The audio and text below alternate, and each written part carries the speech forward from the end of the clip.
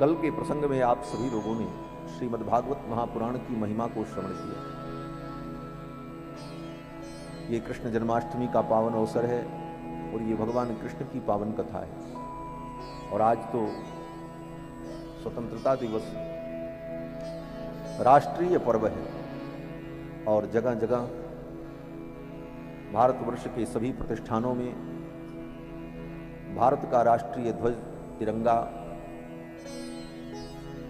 लहराया गया और लोगों ने राष्ट्र के प्रति अपनी श्रद्धा समर्पित की।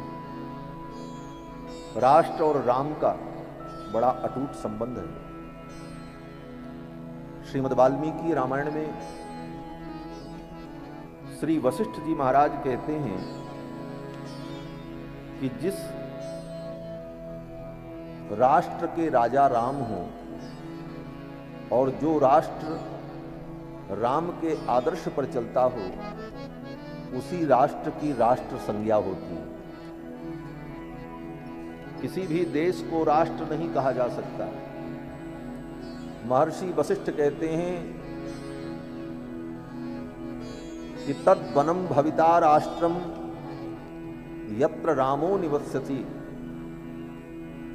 जहां राम जी निवास करते हैं और जहां राम का आदर्श, राम का चरित्र, राम का सिद्धांत लोगों के हृदय में रहता है, उसे राष्ट्र कहा जाता है। और जहां राम जी राजा नहीं, जहां राम का सिद्धांत नहीं, उस नगर को, उस देश को राष्ट्र नहीं कहा जा सकता। राष्ट्र की परिभाषा बताई महर्षि वशिष्ठ ने कि राम जी जहां रहेंगे और राम जी का सिद्धांत जहां होगा वही राष्ट्र होगा। तो भगवान श्री राम की पावन संस्कृति और जो हमारा वैदिक सिद्धांत है, इसका जहां अनुपालन हो उसी की राष्ट्र संज्ञा है। और राष्ट्र, वेदों में राष्ट्र के प्रति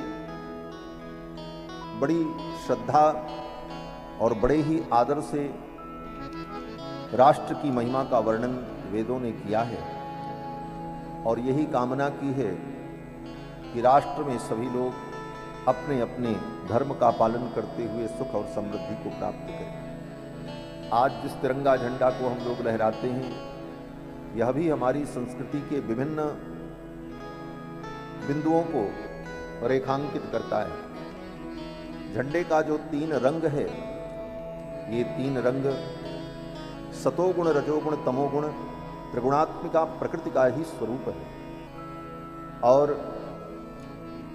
हमारे सनातन धर्म में जो 3 देवता हैं, ब्रह्मा विष्णु महेश, सत रज तम, तीनों के अधिदेवता, इन्हीं तीनों देवताओं का ही स्वरूप तिरंगा ध्वज है।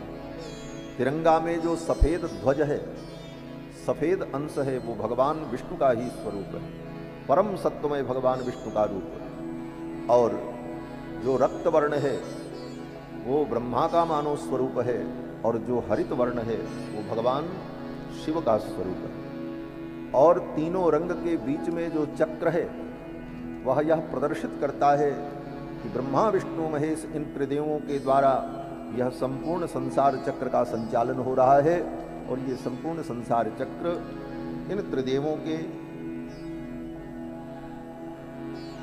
अनुग्रह से और इनके प्रकाश से और इनके संबंध से यह संपूर्ण सृष्टि काल चक्र चल रहा है। यह ध्वज जब कल्पना की गई थी देश की आज़ादी के समय में, तो बड़े सोच समझ से महापुरुषों ने राष्ट्रीय ध्वज का यह स्वरूप प्रस्तुत किया, जो हमारी भारतीय संस्कृति का प्रतीक है और सनातन धर्म का प्रतीक है।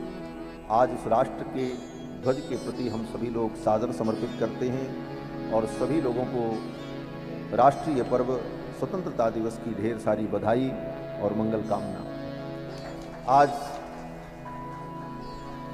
श्रीमद् भागवत महापुराण की पावन चर्चा हम सभी लोग श्रवण कर रहे हैं।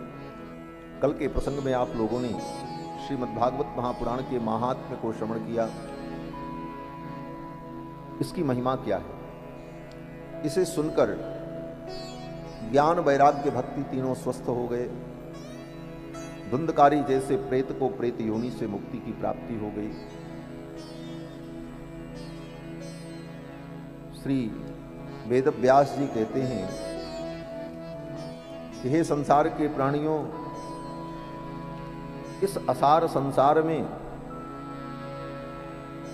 इधर उधर मत भटको, क्षणार्धम क्षेमार्थम पिबत सुख गाथा तुलसुधाम। कुछ क्षण भी समय निकालकर इस सुख गाथा को, सुखदेव जी की इस गाथा को पियो। जहां भी कथा की बात आती है तो कथा सुनने की बात नहीं आती, कथा पीने की बात आती है। यहां पर वेदव्यास जी कहते हैं पिबत सुख गाथा तुलसुधाम। अमृत के समान जो ये है कृष्ण कथा सुधा, इसको पियो। फिर कहते हैं पिबत भागवतम रसमालयम, इस भागवत रस को पियो। ये कथा पीने की बात कही जाती है। कारण बोले पीने वाला व्यक्ति जब कुछ पीता है तो दूसरा काम नहीं कर सकता। देखते समय आप दूसरा काम कर सकते हैं, सुनते हुए दूसरा काम कर सकते हैं, चलते हुए भी कोई काम कर सकते हैं, लेकिन जिस समय आप कुछ पी रहे हो उस समय दूसरा काम नहीं कर सकते। पानी पीते समय, कोई तरल पदार्थ पीते समय आप कोई दूसरा कार्य करने लग जाएं, बोलने लग जाएं, कुछ कहने लग जाएं, तो वह पीना संभव नहीं होगा। उसी प्रकार श्रीमद् भागवत कथा को चुपचाप शांति पूर्वक पीना चाहिए, समस्त क्रियाओं को छोड़कर। पिबत भागवतम रसमालय, इस रस को पियो।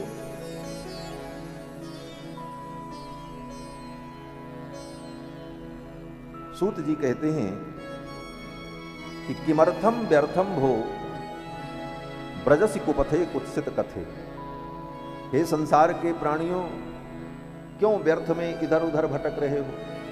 किमर्थम व्यर्थम भो ब्रजसि कुपथे कुत्सित कथे।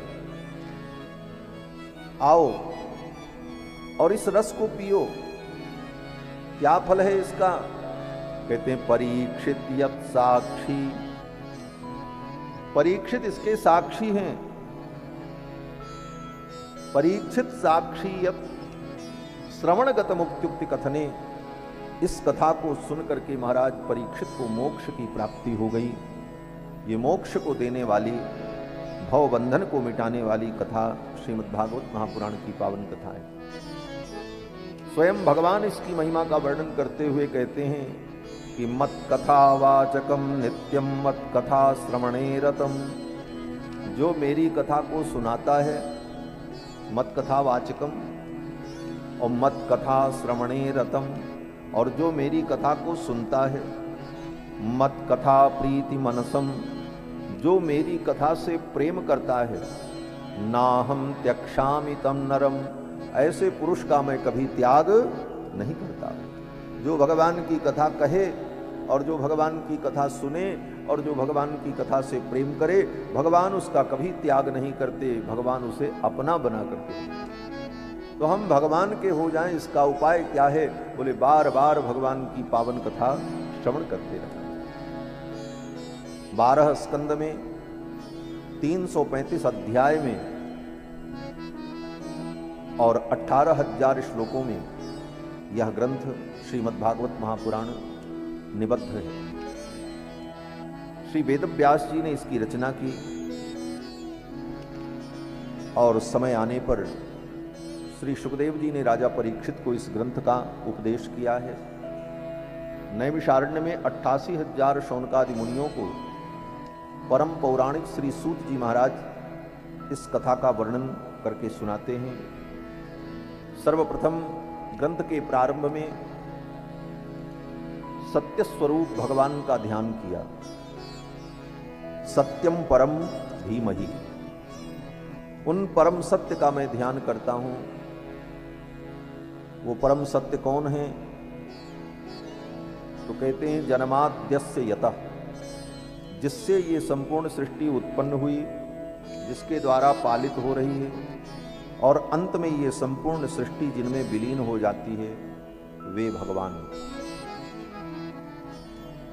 जिन भगवान ने सृष्टि के प्रारंभ में ब्रह्मा के हृदय में चारों वेदों का ज्ञान प्रकट किया और जो अपने प्रकाश से स्वयं प्रकाशित हैं, धामना स्वेन सदा निरस्त कुहकम, जिन्होंने अपने प्रकाश से समस्त अंधकार और अज्ञान को तिरस्कृत कर दिया, ऐसे सत्य स्वरूप परमात्मा भगवान श्री कृष्ण का हम ध्यान करते हैं। सत्यम परम धीमहि।